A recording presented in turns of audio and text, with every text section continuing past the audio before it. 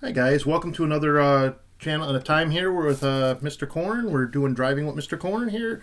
We're doing Chapter 13 today. Chapter 13 is the effects of distractions, drowsiness, and emotions on driving. Okay, all of these things have a factor. And one of the interesting statistics I found here in the book, just to kind of give you a little bit of information, an estimated 80% of collisions each year involves some form of driver inattention. They touch the radio, they grab something off the floor, they're playing with their iPod, they're texting, they're whatever, eating food, drinking a cup of coffee. All those things become distractions as you're driving a car.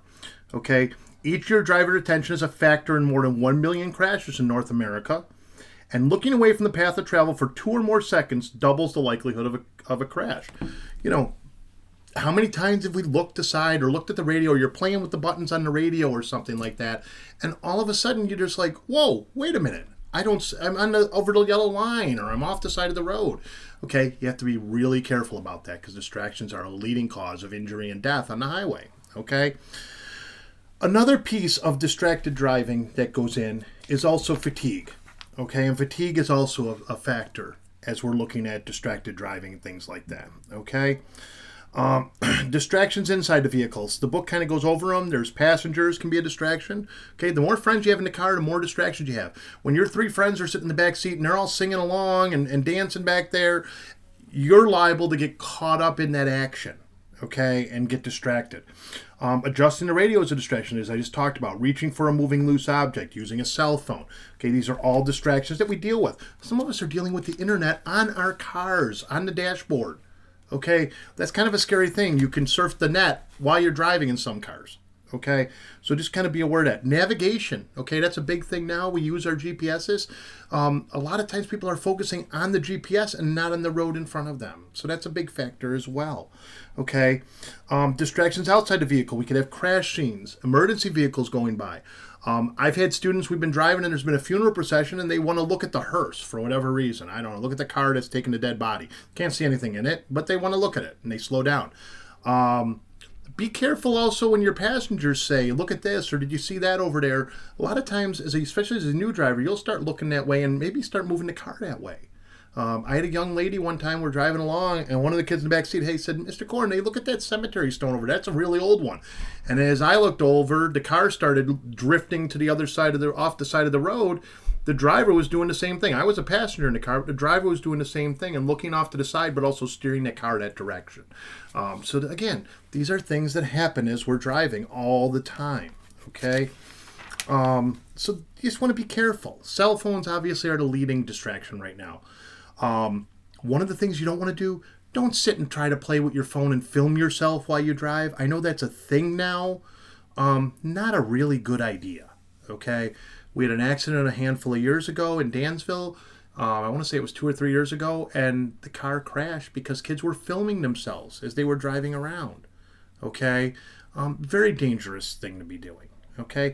So I'm going to go over some of these questions that you're going to see on your test, just so that you understand.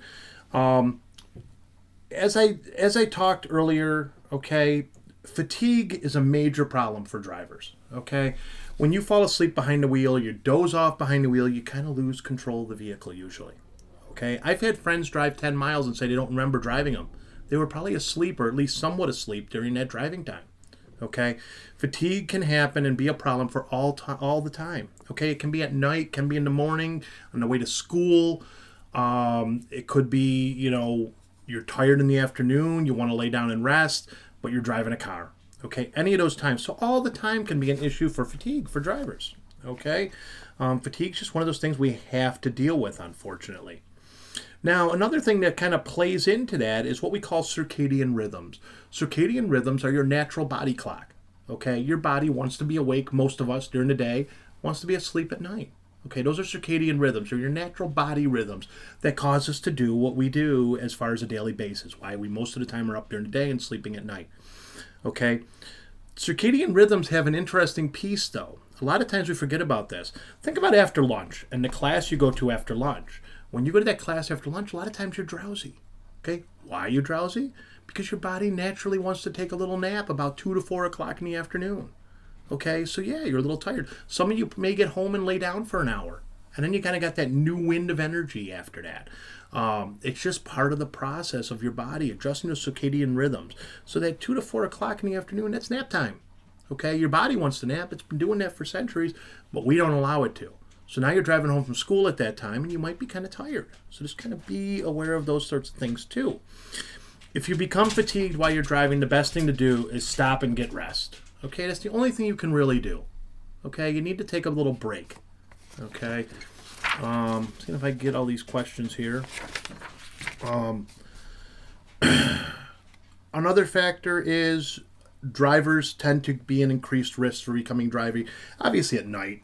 Okay, shift workers are often having trouble because they do the weird schedules. Like maybe you work from 3 to midnight or 4 to midnight. It's kind of an awkward shift because your body really wants to be asleep by 8 or 9 o'clock, but you're working that weird shift. So you're coming home at midnight. Maybe you're wound up when you get home, so you watch a movie or something like that, and you go to bed at 2 in the morning, and now you got to get up the next day, and you got to be back to work in the afternoon. It just kind of throws your body off, and especially for those people working a third shift, like midnight to 8. So shift workers can be at risk. Young drivers, as you're learning, because of the hours that a lot of young people keep, a lot of you go to school, then you go to a job and stuff like that, you just kind of sit at risk for being tired, okay? And the other people that get real tired, people that take long trips, okay?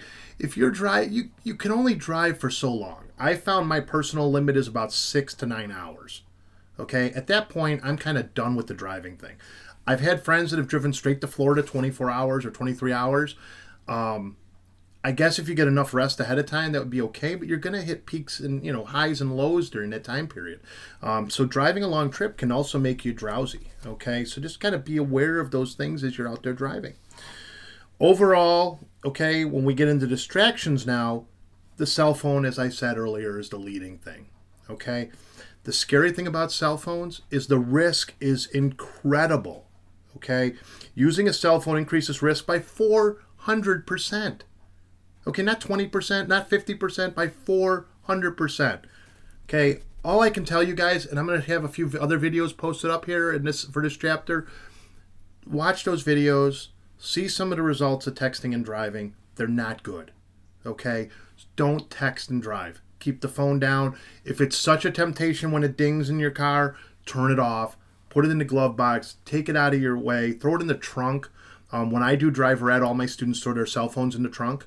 When we do the driving part, just because it's too much of a distraction, okay?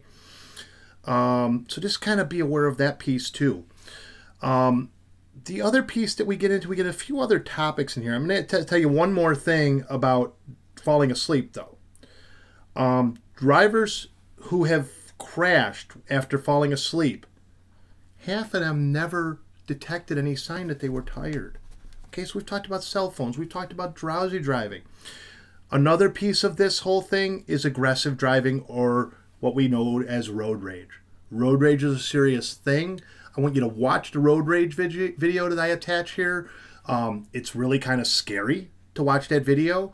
You won't get bored from that video, trust me. It actually is a live video from a camera that somebody had from a dash cam. And they had it on their car, and they took the video as road rage was occurring to them.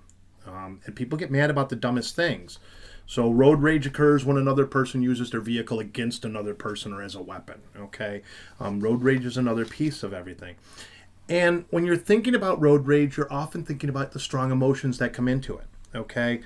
Strong emotions, be it sadness, overjoy, depression, anger, all those things, they can all play into your ability to think and make good decisions, okay? Strong emotions are a serious factor in your ability to drive a car, okay?